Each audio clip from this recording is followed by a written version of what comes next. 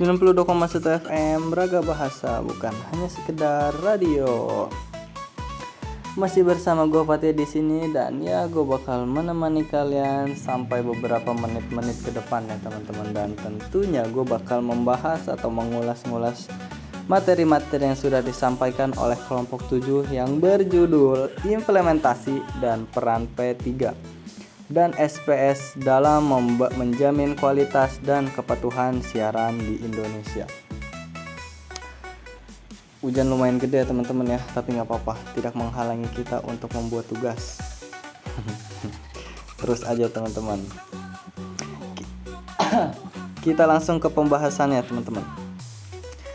Di pembahasan pertama, apa sih P3 dan SPS itu? Perilaku penyiaran atau P3 dan standar program siaran atau SPS merupakan dua regulasi penting yang dikeluarkan oleh Komisi Penyiaran Indonesia atau KPI. Sebagai acuan dalam pelaksanaan siaran, P3 berfokus pada aspek etika isi siaran seperti larangan terhadap ujaran kebencian, pornografi, kekerasan, diskriminasi, dan penghinaan terhadap kelompok tertentu. P3 juga mengatur kewajiban lembaga penyiaran untuk menghormati norma agama, budaya, dan hak asasi manusia. Sementara itu, SPS lebih menekankan aspek teknis seperti klasifikasi program berdasarkan usia, waktu tayang yang sesuai untuk anak-anak, durasi iklan, serta batasan terhadap unsur visual dan audio yang berpotensi menimbulkan dampak negatif atau lembaran N Republik Indonesia. Dalam praktik penyiaran implementasi P3 dan SPS, menurut Syahputra, belum sepenuhnya optimal. Banyak program televisi masih menampilkan konten yang melanggar etika.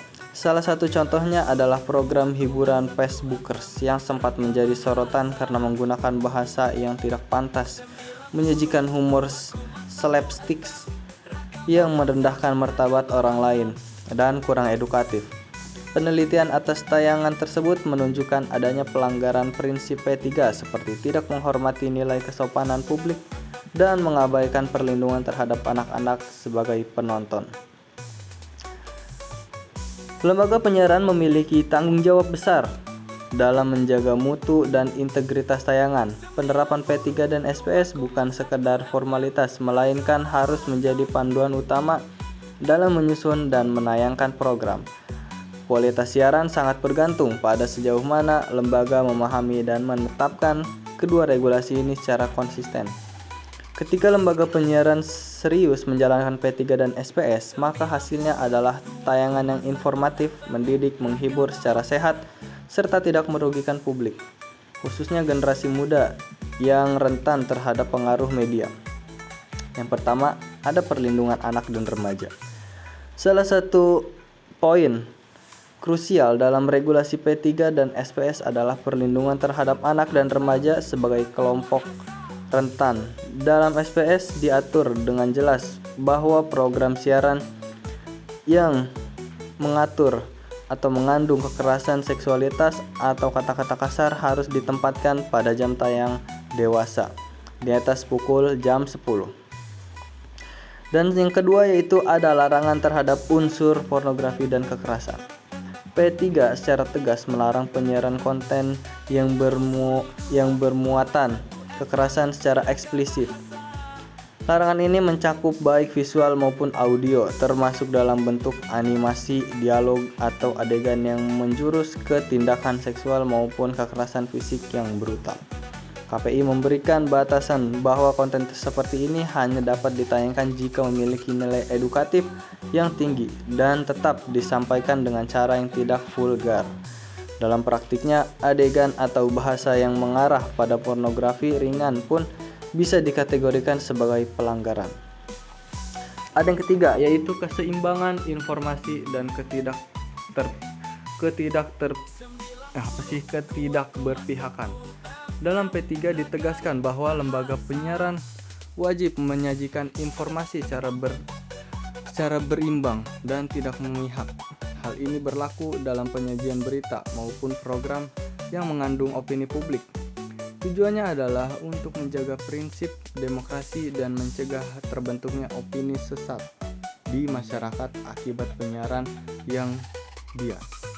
SPS mengatur bahwa lembaga penyiaran harus memverifikasi informasi sebelum disiarkan dan memberikan ruang bagi pihak yang dikritik untuk memberikan tanggapan atau klarifikasi. Dan yang keempat, ada penggunaan bahasa yang santun dan edukatif. Penggunaan bahasa dalam siaran juga diatur secara ketat dalam P3 dan SPS. Bahasa yang digunakan harus sopan, tidak kasar, tidak mengandung hinaan, dan tidak merendahkan kelompok tertentu. Hal ini juga termasuk larangan terhadap penggunaan bahasa asing yang berlebihan jika tidak relevan, serta kewajiban untuk menggunakan bahasa Indonesia yang baik dan benar dalam siaran publik. Tujuannya adalah untuk menjaga etika komunikasi publik serta membina karakter bangsa melalui media. Sayangnya, banyak program hiburan menggunakan bahasa yang kurang pantas demi menarik perhatian penonton. Bahasa kasar, candaan yang melecehkan, dan ungkapan yang tidak mendidik kerap kali muncul tanpa kontrol yang ketat. Hal ini menunjukkan lemahnya internalisasi regulasi pada tim produksi program. Maka dari itu, penting bagi lembaga penyiaran untuk tidak hanya mengejar rating, tetapi juga memastikan bahwa bahasa yang digunakan dalam tayangan bersifat santun, membangun, dan mencerminkan nilai-nilai edukatif.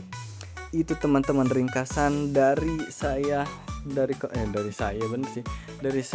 kepada materi kelompok 7 yang berjudul implementasi dan peran P3 dan SPS dalam menjamin kualitas dan kepatuhan siaran di Indonesia.